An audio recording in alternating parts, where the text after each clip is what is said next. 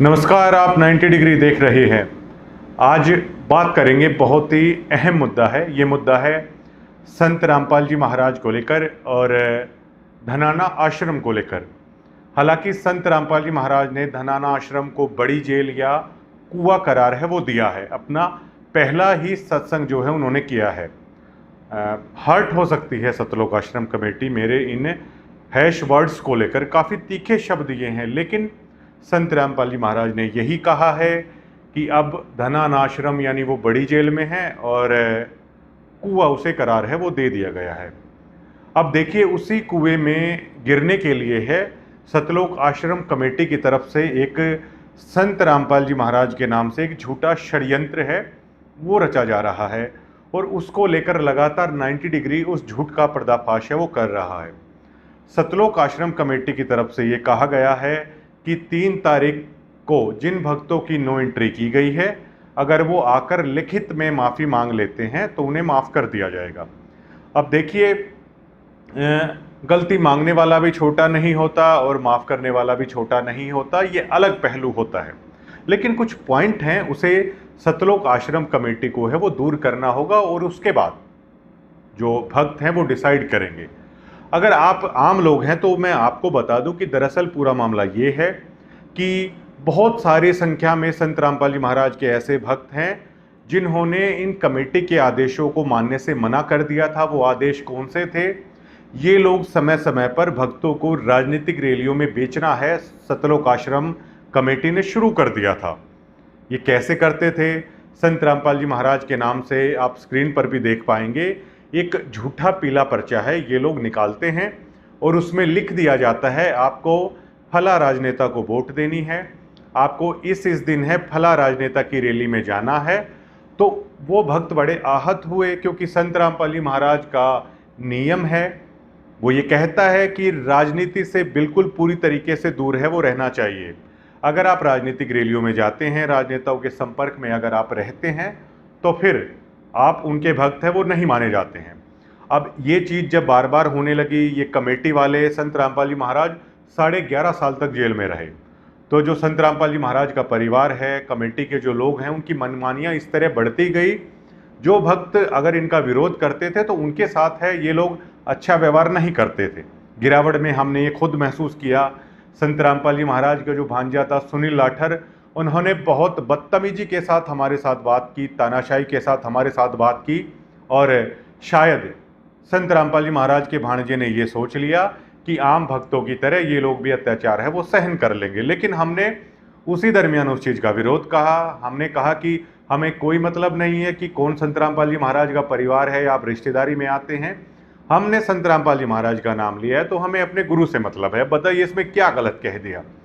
उस दरमियान मुझे सुनील लाठर ने कहा था कि हम यहाँ पर एंट्री बैन कर देते हैं, हम ऐसे कर देते हैं, हम वैसे कर देते हैं।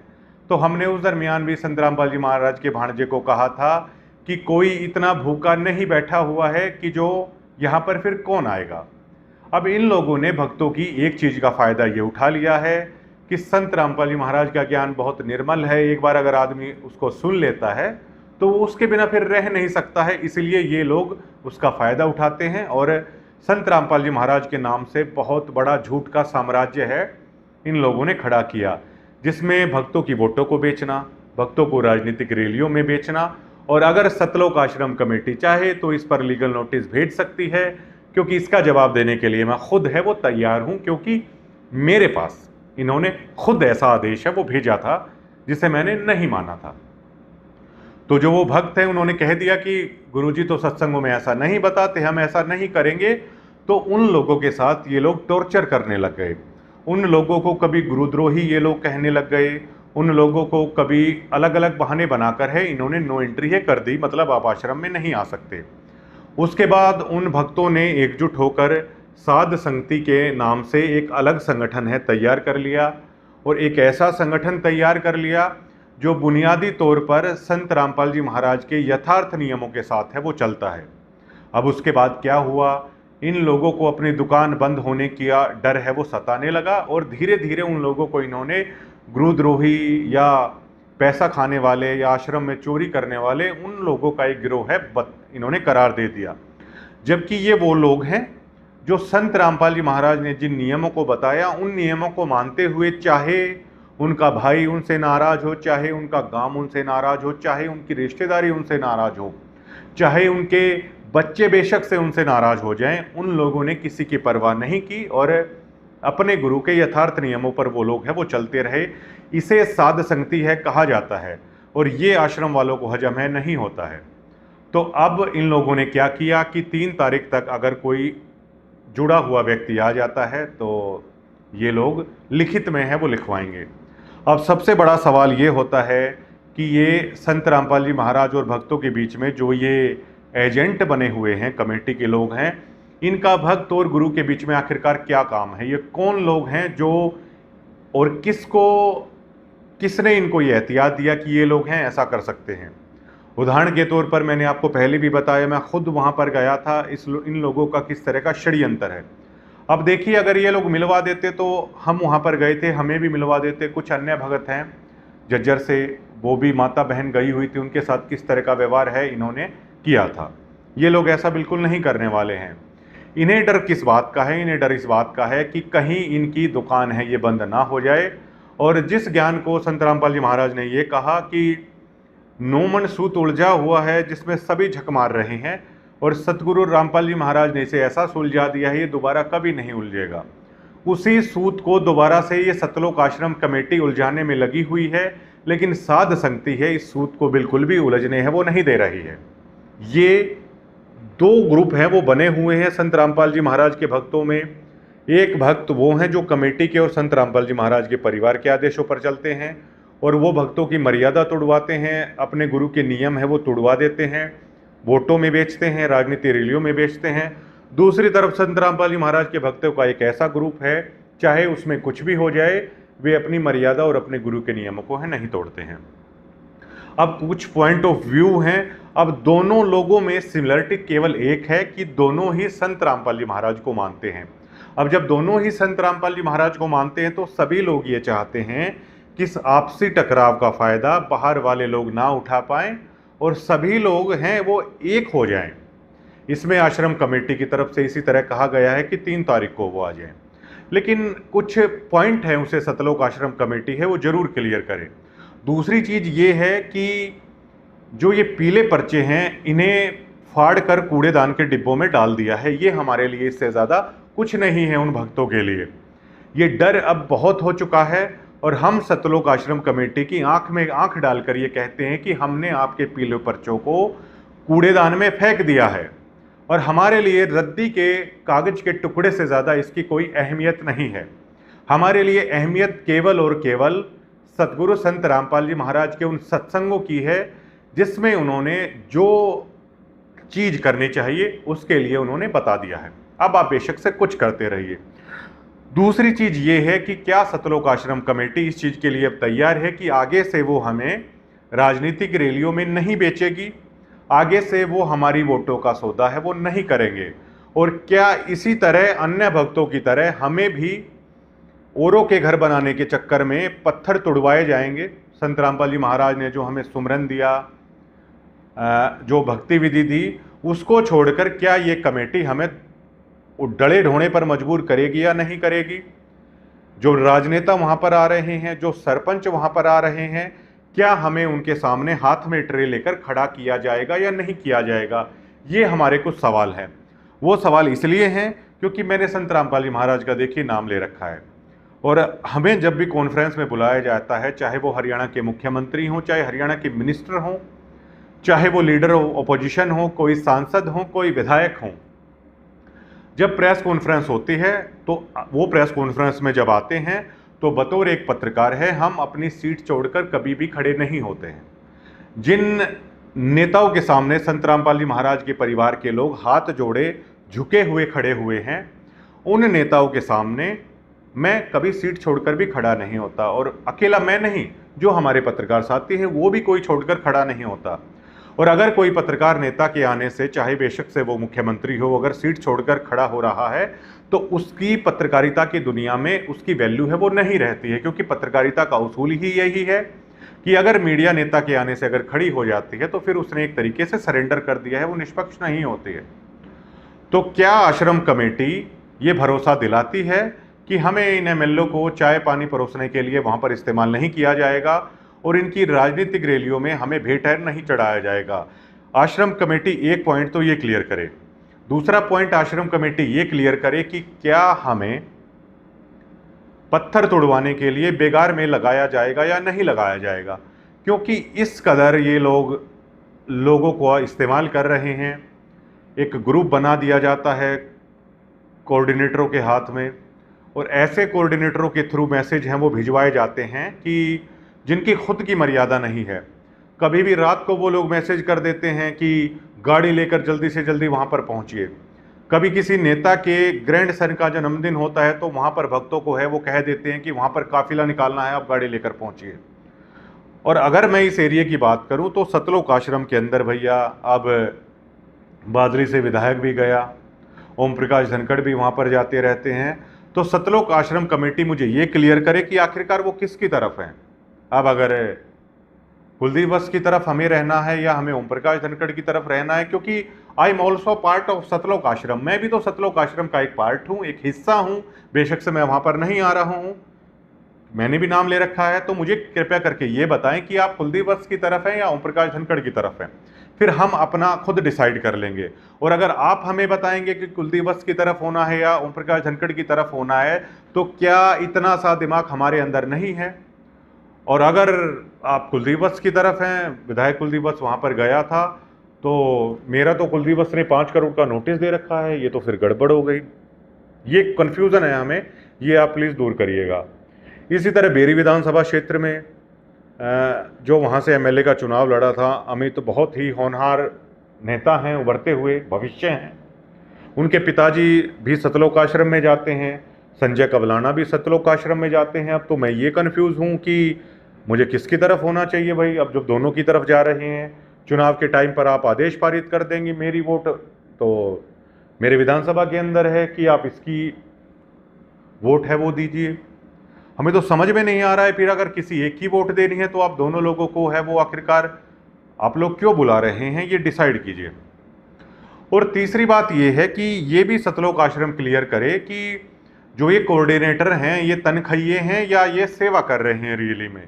क्योंकि बहुत सारे भक्तों ने हमें बताया कि जो ये कोऑर्डिनेटर हैं ये तनख्वाही हैं, इनको तनख्वाह दी जाती है, आश्रम की तरफ से गाड़ी दी जाती है। ये जो बड़ी बड़ी स्कॉर्पियो दी जा रही हैं ये आश्रम की तरफ से उन्हें दी जा रही हैं। अब भैया स्कॉर्पियो तो एक दिन में बहुत ज़्यादा तेल खा लेती है अगर आप एसीओ में घूमते हैं। तो सतलोक आश्रम ये बताएं कि ये कोऑर्डिनेटर तनख्वाही हैं या ये वाकई में सेवा कर रहे हैं। और अगर ये तनख्वाही हैं तो इन तनख्वाहियों के द्वारा जो पीला पर्चा भेजा जाता है उसकी वैल्यू आखिरकार क्या रह जाती है? क्या हमने गलती कर दी फिर संत रामपाल जी महाराज का नाम लेकर, या संत रामपाल जी का महाराज का नाम लेकर हम इन तनख्वाहियों की गुलामी करें, इनके आदेश का हम पालन करें? हम आखिरकार ऐसा क्यों करें? और अगर इन लोगों को ये गाड़ियाँ ये सभी आश्रम की तरफ से दी जा रही हैं तो फिर क्या हमारा ये पूछने का हक नहीं बनता कि किसने हक दिया? जो भक्त हैं वो तो बसों में पढ़ पढ़ कर आ रहे हैं, ट्रेनों में पढ़ पढ़ कर आ रहे हैं। हमारे जैसे लोग हैं, कोई बाइक से जा रहा है, कोई स्कूटी से जा रहा है। फिर इन कोऑर्डिनेटरों को तनख्वाह किस बात की दी जा रही है भैया? इन लोगों को इतनी लग्जरी गाड़ियां हैं, फिर आखिरकार क्यों दी जा रही हैं? ये स्कॉर्पियो में, फॉर्च्यूनर में घूमते रहें और जिनके दान के पैसों से आपने इनको ये सब दिलाया है वो लोग बड़ी बड़ी गाड़ियों में घूमते रहें। ये दोहरा रवैया आखिरकार है वो क्यों चल रहा है? ये बहुत सारे पॉइंट ऑफ व्यू हैं। और मेरे पास कुछ भक्तों के फ़ोन आए कि क्या वहाँ पर हमारे साथ कोई मारपीट भी हो सकती है। मैंने उनको बताया कि देखिए हम वहाँ पर गए, ऐसा तो कुछ होने नहीं वाला है मारपीट या और कुछ। मैं खुद वहाँ पर गया, हालांकि ये लोग आपकी बेइज्जती बहुत करेंगे और आपको किसी से मिलवाएंगे भी नहीं। इसके जीता जागता उदाहरण तो मैं खुद हूँ। लेकिन सतलोक आश्रम ये क्लियर करे कि आखिरकार इन सतलोक आश्रमों का मालिक आखिरकार है कौन। अब लोग समझते हैं दुनिया वाले कि इनके मालिक संत रामपाल जी महाराज हैं, जबकि बरवाला कांड में 27 करोड़ रुपए की उगाही है संत रामपाल जी महाराज के नाम पर प्रशासन की तरफ से डाली गई थी। लेकिन प्रशासन हक्का बक्का तब रह गया जब प्रशासन को ये पता चला कि संत रामपाल जी महाराज के नाम पर तो कोई एक ईंट भी आखिरकार नहीं है। आज तक उस प्रशासन को वो 27 करोड़ रुपए वापस है वो नहीं मिला है, क्योंकि वो खुद हैरान रह गया कि इनके मालिक तो संत रामपाल जी महाराज है नहीं। अब अगर बहुत सारी संख्या में ऐसे भक्त हैं, अगर वो आश्रम के अंदर आते हैं, जाहिर तौर पर उनका परिवार भी होगा, उनके बच्चे भी होंगे, अगर उनके साथ कोई अनहोनी होती है तो इसकी जिम्मेदारी आखिरकार कौन है?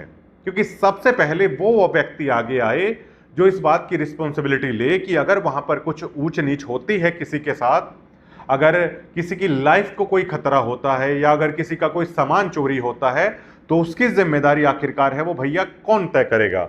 या तो फिर आप हरियाणा रोडवेज की तरह ये लिख दीजिए उन आश्रमों में कि सवारी अपने सामान की खुद जिम्मेवार है, जान माल की जिम्मेदारी आपकी खुद की है, क्योंकि हमारी कोई जिम्मेदारी नहीं है। या तो आप ये लिख दीजिए और सतलोक आश्रम के उस व्यक्ति को आगे आना चाहिए जो ये कहे कि ये आश्रम मेरे नाम पे है, इस आश्रम की जमीन मेरे नाम पे है, तब इन लोगों को है वहां पर है वो जाना चाहिए। अब देखिए ये लोग कैसे कह रहे हैं, किस तरीके से ये लोग कर रहे हैं। RSSS का अध्यक्ष किसे बता दिया जाएगा, मुनिंदर धर्मा ट्रस्ट का अध्यक्ष और किसी को बता दिया जाएगा। और जो संत रामपाल जी महाराज का परिवार है वो मीडिया के सामने क्या कहता है कि देख लीजिए हमारे नाम पर कुछ नहीं है। ये क्या सोचते हैं कि भक्त भोले भाले होते हैं भैया, लेकिन पत्रकार भोला भाला नहीं होता। अध्यक्ष सपोज कीजिए किसी व्यक्ति को अध्यक्ष बना दिया, अब आपको लगेगा कि इस ट्रस्ट का अध्यक्ष ये है, लेकिन हकीकत में वो अध्यक्ष नहीं होता। उसकी जो असली पावर होती है वो किसी दूसरे व्यक्ति के हाथ में होती है। किसी को अध्यक्ष अगर इन्होंने बना दिया है, माफ कीजिए मुझे अगर अध्यक्ष बना दिया है, तो मुझे अध्यक्ष बनाने से पहले ये लोग मुझसे कोरे कागज पर दस्तखत अंगूठा है वो लगवा लेते हैं। वो इसलिए लगवा लेते हैं कि सपोज कीजिए अगर वो ट्रस्ट अगर मेरे नाम पर है, अगर वो आश्रम मेरे नाम पर है, और अगर कल को मैं इनके साथ दगा कर दूं, इनके परिवार के साथ दगा कर दूं, तो फिर ये कहीं के नहीं रहेंगे।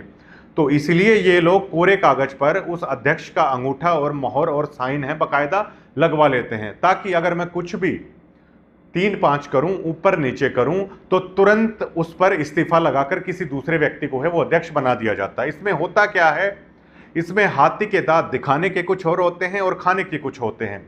लोगों की नजरों में यह दिखा दिया जाता है कि परिवार के नाम पर कुछ भी नहीं है, जबकि पर्दे के पीछे का असली खेल ये होता है कि असली मालिक ही वो लोग होते हैं। ये इस तरह की चीजें हैं ये लोग करते हैं।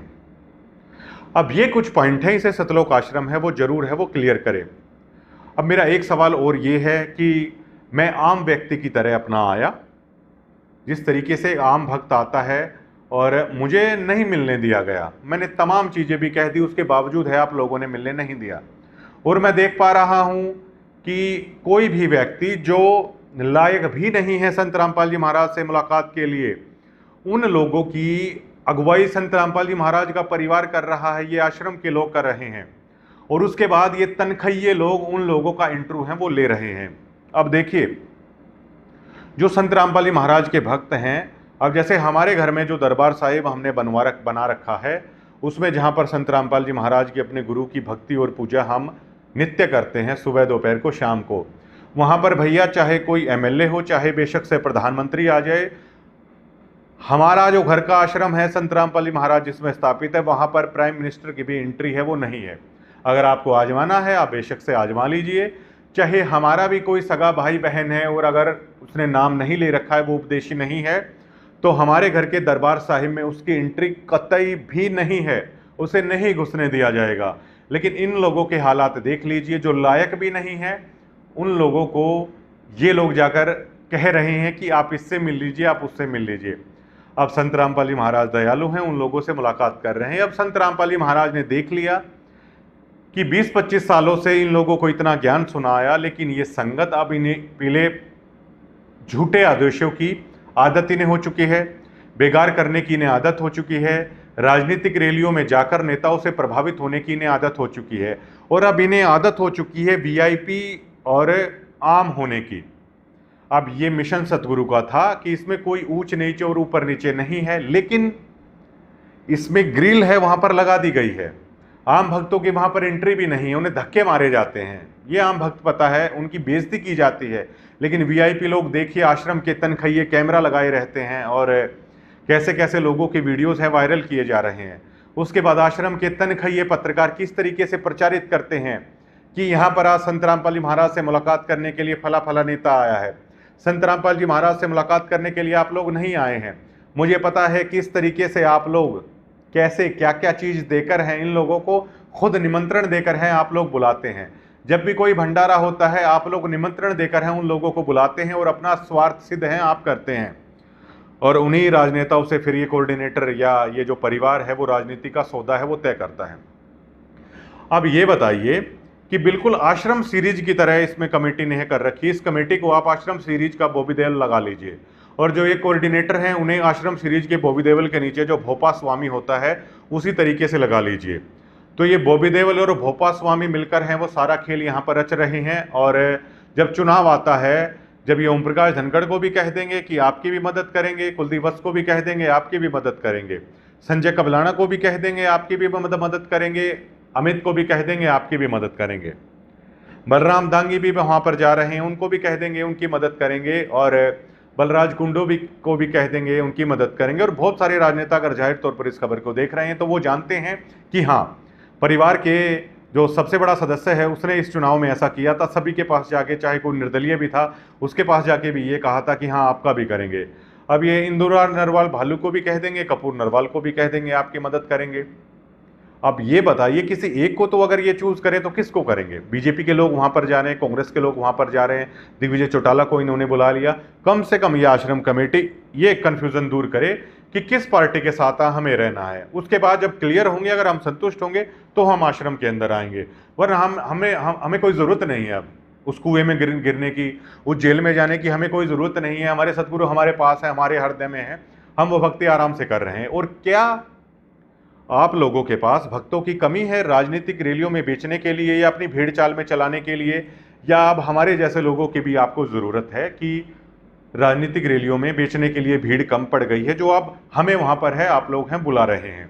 हम इंतज़ार कर रहे हैं संत रामपाल जी महाराज का कि कब वो हमसे मुलाकात करेंगे, और हमें भरोसा है, मेरे साथ साथ उन बहुत सारे भक्तों का ये दृढ़ विश्वास है कि मुलाकात तो हमारी भी होगी। लेकिन आज के बाद संत रामपाल जी महाराज और हमारे बीच में इन दलालों को, इन एजेंटों को हम कभी नहीं घुसने देंगे।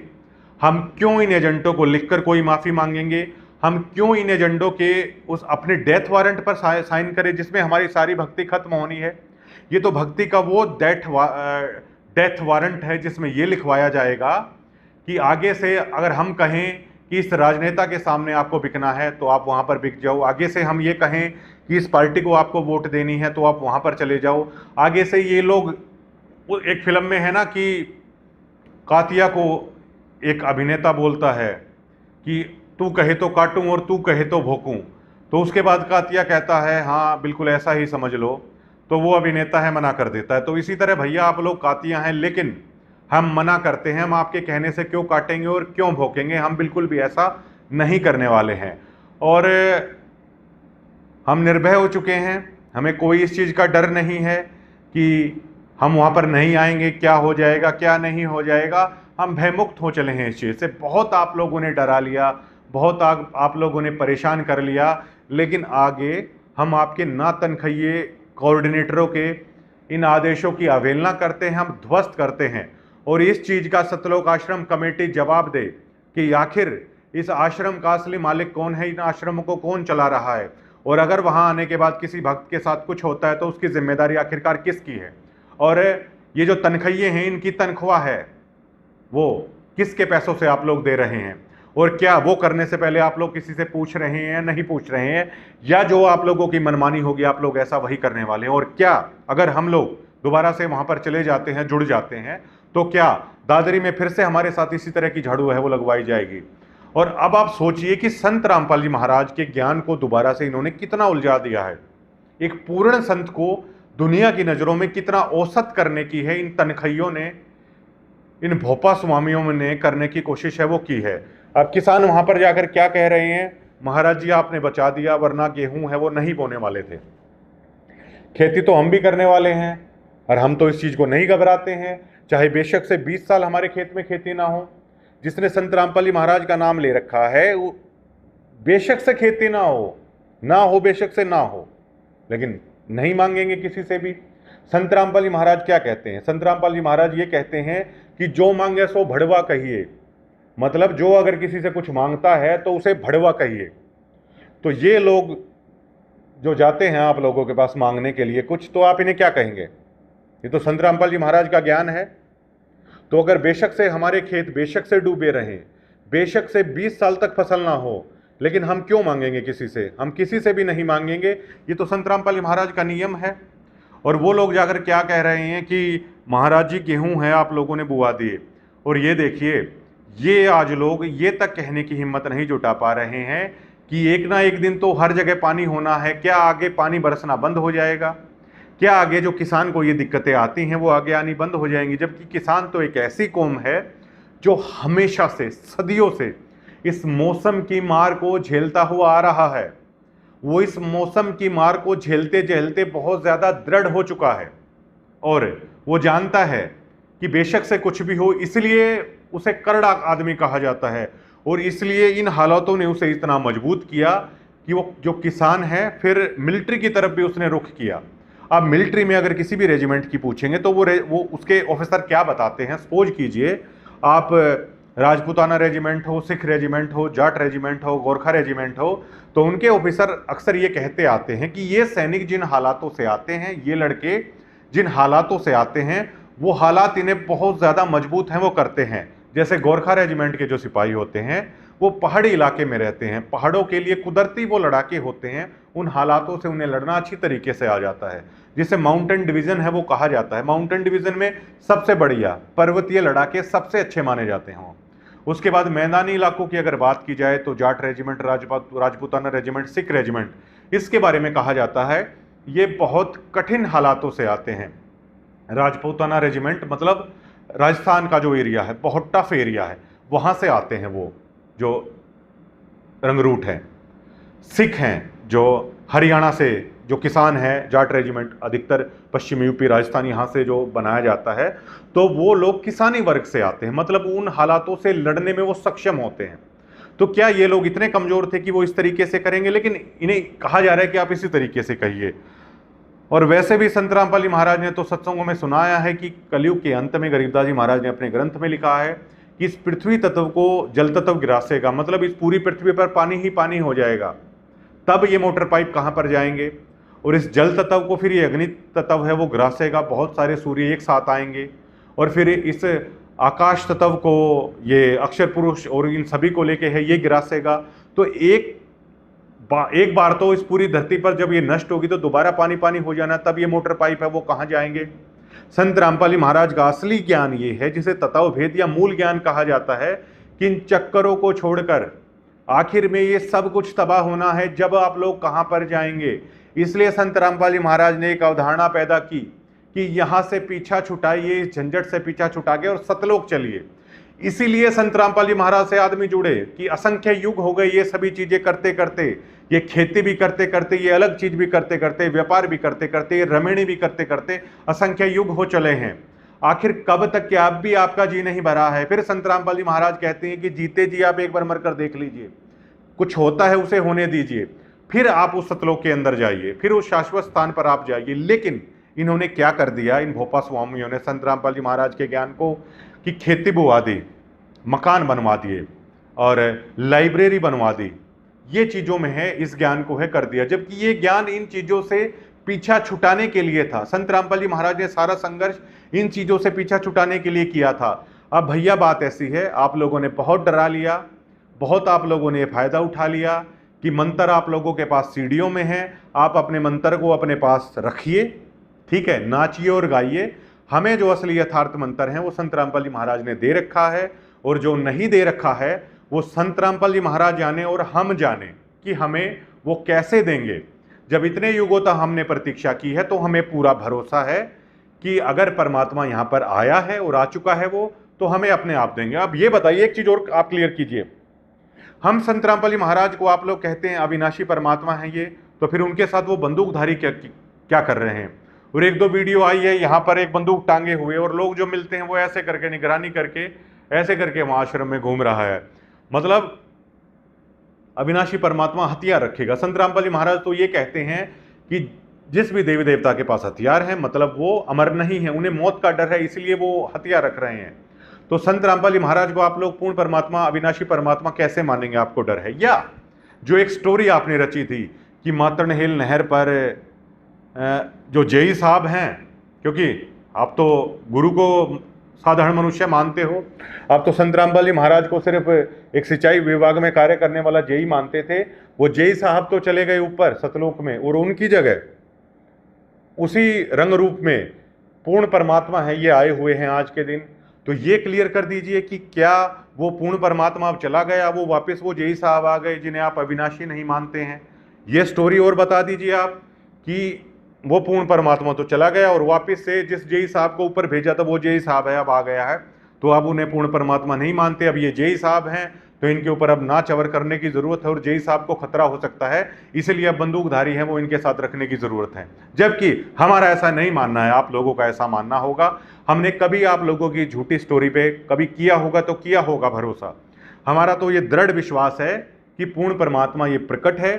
ये जो आपने झूठी स्टोरी रची थी, हमारा इसमें कोई बिलीव नहीं है, ये पूर्ण ब्रह्म परमात्मा है, हमारा ये बिलीव है। और हम, ऐसा कौन निर्भाग है जो अपने भजन को खत्म करेगा? आप लोगों के चक्कर में आके असली जो द्रोही हैं, असली जो दूत हो वो आप लोग हो। आप लोगों ने सत्यानाश कर दिया इस पंथ का, और हम तब आएंगे। आप लोग ये चीज क्लियर कीजिए, ना हमें राजनीति रैलियों में बेचा जाएगा, ना हमें किसी एमएलए के सामने, ना किसी सरपंच के सामने, हम किसी वहां पर जगत के व्यक्ति के सामने हम पानी लेकर या इस तरीके से हम नहीं खड़े होंगे। हम किसी सरपंच के सामने खड़े होने के लिए संत रामपाल जी महाराज का नाम नहीं लिया था, हम किसी मिनिस्टर की आओ भगत के लिए संत रामपाल जी महाराज का नाम नहीं लिया था, बल्कि हम इन चीजों को छोड़कर है संत रामपाल जी महाराज की शरण में आए थे। कोई प्रेस कॉन्फ्रेंस होती है, मैं नहीं खड़ा होता कभी भी, हमारा कोई भी पत्रकार साथी खड़ा नहीं होता, बेशक से चाहे वो मुख्यमंत्री हो। मैं आश्रम में जाके क्यों किसी एमएलए के सामने खड़ा होऊंगा वहां पर चाय पानी लेके? मैं ये काम क्यों करूंगा? मैं ये नहीं करूंगा तो आप फिर कल को पीला पर्चा निकालने की सोचेंगे। तो ये चीजें आप लोग बताइए कि क्या आप लोग ये चीजें नहीं करेंगे हम लोगों के साथ? उसके बाद हम लोग डिसाइड करेंगे, और आप इसके बारे में जरूर बताइए। एक सबसे महत्वपूर्ण पहलू और है जो इस सतलोक आश्रम के इन लोगों को है वो क्लियर करना चाहिए। अब देखिए, संत रामपाल जी महाराज को लेकर सबसे ज्यादा क्रिटिसाइज जो इन लोगों ने करवाया वो बरवाला कांड को लेकर करवाया। करोथा आश्रम में इन लोगों ने, आप जानते हैं कि सतगुरु संत रामपाल जी महाराज पूना गए हुए थे सत्संग करने के लिए। छोटे से जमीन के टुकड़े को लेकर है वो विवाद है उपजा था, उसके बाद आपने देखा। दूसरी चीज जो सबसे ज्यादा क्या है वो बरवाला कांड को लेकर है, बहुत क्रिटिसाइज है वो किया जाता है। अब एक उदाहरण के तौर पर आप समझिए कि आखिरकार गलती किसकी थी, ये जो सब कुछ ये चीज हुई। अब बरवाला कांड में अगर मोटा मोटा अगर आप कुछ लाइनों में अगर उस स्क्रिप्ट को अगर आप देखेंगे तो उसमें ये है कि कोर्ट ने अवमानना का नोटिस है वो निकाल दिया था। ये लोग कहते हैं कि वो साजिश थी, चलिए मान लेते हैं। अवमानना के नोटिस में केवल और केवल संत रामपाल जी महाराज को केवल एक बार कोर्ट के अंदर जाना था, बात खत्म होती। लेकिन एक उस छोटी सी बात ने, देखिए बरवाला में है, उसके बाद है वो क्या हुआ था। भक्त काले कमांडो है वो बनाए गए। संत रामपाल जी महाराज का छोटा बेटा मनोज, उसकी तो बाकायदा वीडियो वायरल है। बहुत सारी माताएं हैं और वो नारा लगवा रहा है कि क्या आप मरने के लिए तैयार हैं, और वो कह रही हैं हाँ। और वहीं एक पुलिस ऑफिसर है वो रिक्वेस्ट करते हुए दिखाई दे रहे हैं कि आप ऐसा ना करें, आप शांति से अपने घर हैं वो जा सकते हैं। लेकिन मनोज लगातार नारे है वो लगवा रहा है। अब आप ये बताइए कि क्या भक्तों को ब्लैक कैट कमांडो बनाना सही था? 5 लोगों की वहां पर मौत हो जाती है, 5 जो डिवोटी होते हैं वहां की। अब इसके लिए क्रिटिसाइज किसे किया जा रहा है? संत रामपाल जी महाराज को। ये लाजमी है। देखिए, किसी भी संस्था का जब हेड जो होता है, जो मुखिया होता है, जो सरताज होता है, आखिर में वो बात उसी तक जाती है।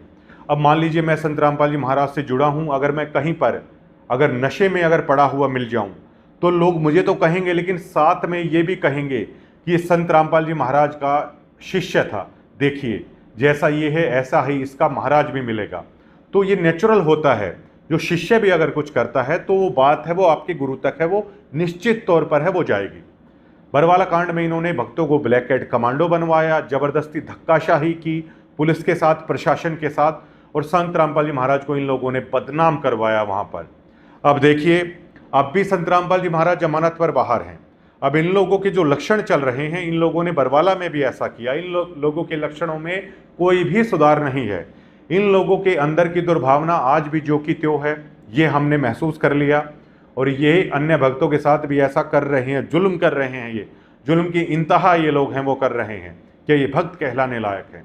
अगर यहाँ पर कुछ लोग ये ऊंच नीच करते हैं और एक बार के लिए अगर आप मान लीजिए कि संत रामपाल जी महाराज दोबारा से अंदर जाने की लीला करते हैं, तो क्या ये दोबारा से हमें ब्लैक कैट कमांडो बनाएंगे या नहीं बनाएंगे, ये बात भी सतलोक आश्रम स्पष्ट करे। और क्या दोबारा से पुलिस की गोलियों के आगे भक्तों को खड़ा किया जाएगा या नहीं किया जाएगा, ये भी चीज ये लोग स्पष्ट करें। और अगर कोर्ट दोबारा से एक बार कह देती है कि संत रामपाल जी महाराज को कोर्ट में आना होगा, तो क्या दोबारा से ये इसी तरह की धक्काशाही करेंगे जिसमें 27 करोड़ रुपए प्रशासन के लगे थे। और अगर ये अब ऐसा नहीं करेंगे तो तब जिन जिन लोगों ने ऐसा किया था, तो वो लोग, एक बार मैंने एक वीडियो में माफी मांगी थी, उन लोगों को बरवाला कांड के गुनहगार के तौर पर क्षमा आखिरकार वो लोग क्यों ना माने। अगर आज आप संत रामपाल जी महाराज को अगर दोबारा से अगर वापस जेल में भेजा जाता है, तो अगर आज आप लोग ब्लैक कैट कमांडो नहीं बनेंगे, आज आप लोग हथियार लेकर, हाथों में लाठी डंडे लेकर अगर पुलिस के सामने नहीं खड़े होंगे, और अगर संत रामपाल जी महाराज अगर कोर्ट बुलाती है, अगर वहां पर चले जाएंगे, अगर आप आज धक्काशाही नहीं करेंगे, तो उस टाइम जो आपने धक्काशाही की थी, किसके कहने पर की थी? उन लोगों से क्या आप लोग नहीं कहेंगे कि आप गुनहगार हैं बरवाला कांड में? चलिए, बहुत बड़ा गुनाह आपने किया, लेकिन कम से कम उन लोगों को माफी मांगनी चाहिए या नहीं मांगनी चाहिए बरवाला कांड की, जिन्होंने अपनी ईगो के लिए इतनी धक्काशाही की, उसके कारण संत रामपाल जी महाराज 11.5 साल है वो जेल में रहे। ये चीजें सतलोक आश्रम को स्पष्ट है वो क्यों नहीं करनी चाहिए। उसके बाद हम लोग हैं सतलोक आश्रम में आएंगे, वरना क्या हम उस गुनाह का हिस्सा बने दोबारा से कि हरकतें आप करिए, धक्काशाही आप कीजिए, काले कमांडो आप हमें बनाइए, ठीक है, और नारे आप लोग लगवाइए कि क्या आप बनने के लिए तैयार है। झूठ आप बोलिए कि संत रामपाल जी महाराज आश्रम में नहीं है, झूठ आप बोलिए संत रामपाल जी महाराज की हेल्थ है गवाही नहीं दे रही है, और लगातार प्रशासन वहां पर कई दिनों तक आपके सामने रिक्वेस्ट है वो करता रहे, लेकिन आप धक्काशाही करते रहिए और उसके बाद अपने गुरु को 11.5 साल है वो अंदर डलवा दीजिए। क्या दोबारा से हम आश्रम में जाके, आज भी उसी तरह के हालात है, क्या हम उस गुनह का हिस्सा बने दोबारा से सतलोक आश्रम के अंदर जाके, कि दोबारा से वो हरकतें करें जिसके कारण गुरु को दोबारा से जेल के अंदर पहले डलवा दिया गया 11.5 साल से? ये है सतलोक आश्रम स्पष्ट करें। एक पहलू और है सबसे अहम, भक्तों, दर्शकों, आप वो सोचिए, सबसे अहम पहलू ये है कि संत रामपाल जी महाराज के पास ये लोग पाइप और मोटर लेने जा रहे हैं केवल। चलिए, इन लोगों को तो नहीं पता होगा, लेकिन कम से कम इन कमेटी के भोपा स्वामियों को, जो ये तनखइये हैं, क्या ये लोग भी भूल गए, इन लोगों की इल्म नहीं है कि सतगुरु के पास सबसे अमूल्य वस्तु कौन सी है? सतगुरु के पास मुक्ति का मार्ग भी है, सतगुरु के पास सतलोक है, सतगुरु के पास एक ऐसी जड़ी बूटी है जिससे आपका जन्म मरण का रोग है वो हमेशा हमेशा के लिए मिट सकता है। संत रामपाल जी महाराज के पास वो मोक्ष मंत्र है जिससे दोबारा आपका जन्म मरण नहीं होगा, आप उस अमर लोक में चले जाएंगे। क्या ये भोपा स्वामी भी इस बात को भूल गए? ये तो फिर वही बात हो गई कि एक व्यक्ति को आप 2 ऑप्शन दीजिए, एक भारतीय रुपया आप रख दीजिए और एक बराबर में $1 यानी अमेरिका का 1 रुपया रख दीजिए, तो आप समझदार किसे मानेंगे? दोनों हैं तो 1 रुपये ही, लेकिन जो समझदार व्यक्ति होगा उसे ये पता है कि जो भारतीय 1 रुपया है वो केवल 1 रुपया है, लेकिन जो दूसरा 1 रुपये है अमेरिका का वो 95 है, मतलब वो 95 रुपये का 1 रुपया है। तो जो समझदार व्यक्ति भारतीय 1 रुपये को उठाएगा, क्या आप उसे समझदार कहेंगे?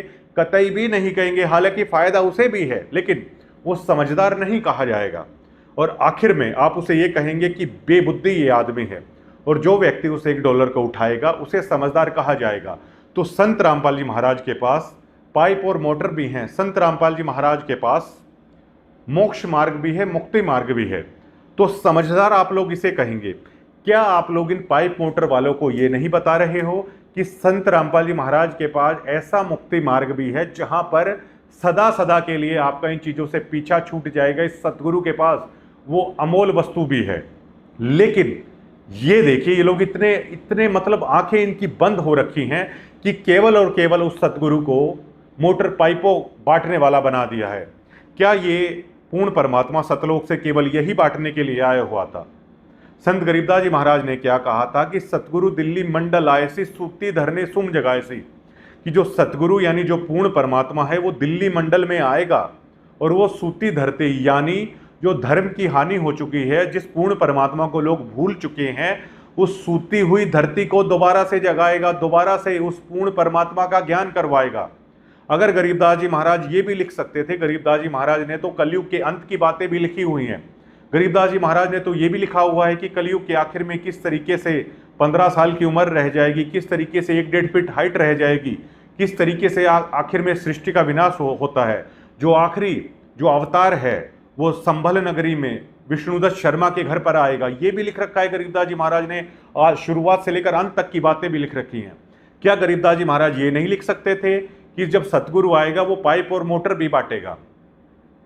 गरीबदास जी महाराज ने लिखा है कि सतगुरु के लक्षण कहूं मधुरे बैन विनोद, 4 वेद 6 शास्त्र कहे 18 बोध।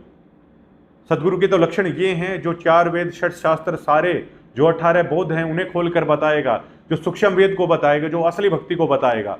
तो संत रामपाल जी महाराज ने तो वो चीजें की थी। तो अब सबसे बड़ा सवाल खड़ा होता है कि ये पाइप और मोटर, ये मकान बनवाना, ये देहदान करवाना, ये खून, ये जो ब्लड डोनेशन करवाना, आखिर ये चीजें किसने शुरू की? दादरी में भक्तों के हाथ में झाड़ू देना, ये चीजें किसने शुरू की? ये चीजें करने वाले बहुत सारे लोग हैं। क्या सतगुरु सतलोक से ये चीजें करने आता है? वेदों के अंदर क्या लिखा हुआ है कि उस रित धाम से जब पूर्ण परमात्मा चलकर आता है तो वो लोगों को अपना ज्ञान सुनाता है, वाणियों के माध्यम से कवियों की तरह आचार करता है। संत गरीबदास जी महाराज ने क्या लिखा है कि वो 4 वेद 6 शास्त्र और 18 बोध कहेगा, उसकी अचल विहंगम चाल होती है। सतगुरु सोई हुई धरती को, मतलब जो धर्म की हानि हो चुकी है, उस पूर्ण परमात्मा के बारे में बताएगा। ये सतगुरु का काम होता है। और उस सतगुरु को देखिए किन चीज़ों में लगा दिया है। धर्मदास के पास जब संत रामपाल जी महाराज गए थे उस दौर में, जिस रूप में वो थे, तो धर्मदास ने जब धर्म भंडारा किया था 6 महीने तक, जब उसे नहीं मिले वो रोने लगा, धर्म भंडारा किया। और आखिरी दिन जब सतगुरु वहाँ पर गए थे तो सबसे पहले सतगुरु ने ये कहा था, धर्मदास ये जो लोग हैं जितने भी बचे हुए हैं इन्हें तू अपनी दक्षिणा वगैरह देके है, इन्हें वहाँ से विदा कर दे, फिर मैं तुझे तेरे घर आऊँगा और तुझे वो ज्ञान समझाऊंगा, क्योंकि ये लोग समझने वाले नहीं हैं, इनके लक्षण नहीं हैं और ये केवल और केवल मेरा समय खराब करने वाले हैं। तो क्या आज आप लोगों को नहीं लग रहा है कि ये लोग केवल और केवल सतगुरु का समय बर्बाद करने वाले हैं? भक्तों को टोकन दिया जा रहा है, जो 11.5 साल से सतगुरु के इंतजार में बैठे हैं और जो लोग नहीं समझने वाले हैं। और इसका उदाहरण ये है, कितने दिनों से ये पूरा डमडमा चल रहा है, आप देख सकते हैं। कितने दिनों से यही लोग हैं इस डमडमे में शामिल हो रखे हैं। बड़े बड़े किसान सम्मेलन है वो करवा लिए। कितने दिनों से ये लोग आश्रमों में आ रहे हैं। क्या आज तक किसी व्यक्ति को इस कमेटी ने, इन तनखैये पत्रकारों ने आगे लाया कि ये मेंबर था, इसने मेंबरी छोड़ दी, ये सरपंच था, इसने सरपंची छोड़ दी, ये एमएलए था, इसने अपनी विधायकी छोड़ दी, ये मंत्री था, इसने राजनीति को छोड़ दिया? एक बीड़ी का बिंडल छोड़ने का उदाहरण भी ये सतलोक आश्रम कमेटी है नहीं ला सकती। क्या आपको नहीं लगता है कि सतलोक से आए हुए इस पूर्ण परमात्मा को समय खराब है ये लोग किया जा रहा है? तो क्या ये काल के असली दूत नहीं है? आप इसी से इनकी पहचान है वो कर सकते हैं। क्या ये नीर खीर का निबेरा है? क्या आप भक्त लोग नहीं कर सकते हैं कि सतगुरु के कीमती समय को किस तरीके से यह खराब किया जा रहा है? और उन भक्तों से पूछिए जो अपने सतगुरु की एक झलक पाने के लिए, उनकी चरण सेवा करने के लिए, उनका हाथ उनके शीश पर, वो किस तरीके से तड़प रहे हैं, रो रहे हैं अपने घरों में। किस तरीके से उन भक्तों को आप भोपा स्वामियों ने आश्रम से धक्के मार मार कर निकाला है। किस तरीके से कमाली माई वहां पर 2 दिन तक रोती रही अपने सतगुरु से मिलने के लिए, लेकिन आपकी आत्मा नहीं पिघली। क्या ये संत रामपाल जी महाराज के भक्तों का लक्षण हो सकता है? कतई नहीं हो सकता। काल के दूतों का लक्षण है ये, जरूर हो सकता है जो आप कर रहे हैं। तो उस सतगुरु के पास, जिसके पास मुक्ति मार्ग है, जिसके पास हर चीज है, लेकिन उस सतगुरु के पास केवल मोटर और पाइप ये लोग ले रहे हैं। आपको मोटर पाइप लेने हैं, ये सतगुरु आपको मोटर पाइप दे देगा। आपको अगर अब राजनीति में जाना है तो ये सतगुरु आपको राजनीति में रखेगा। अगर आपको बेकार करना है, मतलब आप लोगों को जाकर लोगों के मकान बनाकर पत्थर तोड़ना है, तो ये सतगुरु आपसे पत्थर ही तोड़वाएगा। अगर अब आप लोगों को राजनेताओं के आगे पानी लेकर खड़ा होना है, संत रामपाल जी महाराज के भक्तों को, तो ये सतगुरु अब आपको ऐसा ही करवाएगा, क्योंकि इस सतगुरु के पास सारी चीजें हैं। उदाहरण के तौर पर देखिए कि पार्वती जो हैं, जो शिव जी की धर्म पत्नी है, तो उनकी कथा संत रामपाल जी महाराज ने बताई है शास्त्रों से।